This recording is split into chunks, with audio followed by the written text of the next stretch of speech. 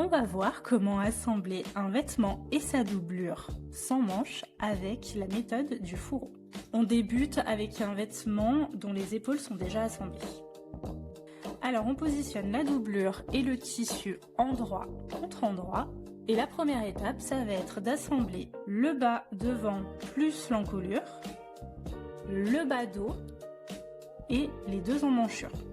On laisse vraiment les deux côtés devant et dos ouverts.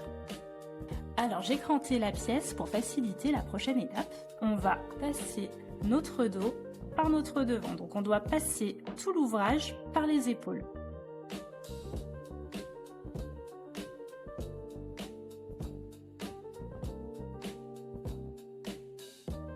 Donc comme vous pouvez voir, nos coutures sont bien à l'intérieur. Il va nous rester juste à assembler les côtés. On va assembler le premier côté. Pour cela, on va venir épingler endroit contre endroit, couture sur couture. Et le but là, ça va être d'épingler en tubulaire. Donc ça veut dire qu'on tourne au fur et à mesure.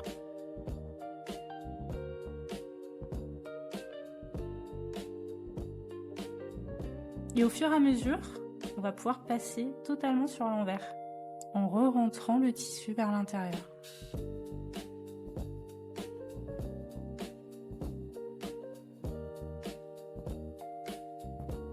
Vous voyez, au fur et à mesure, je refais passer le côté à l'intérieur pour vraiment avoir ma couture de côté complètement en tubulaire.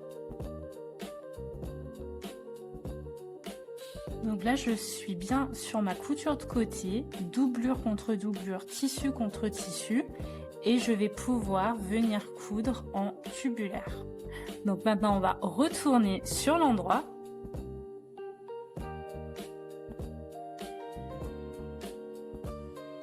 Et voilà ce que ça donne pour notre couture de côté. On va venir fermer le second côté. Donc pour cela, on va épingler la couture d'emmanchure contre la couture d'emmanchure, doublure contre doublure, tissu principal contre tissu principal.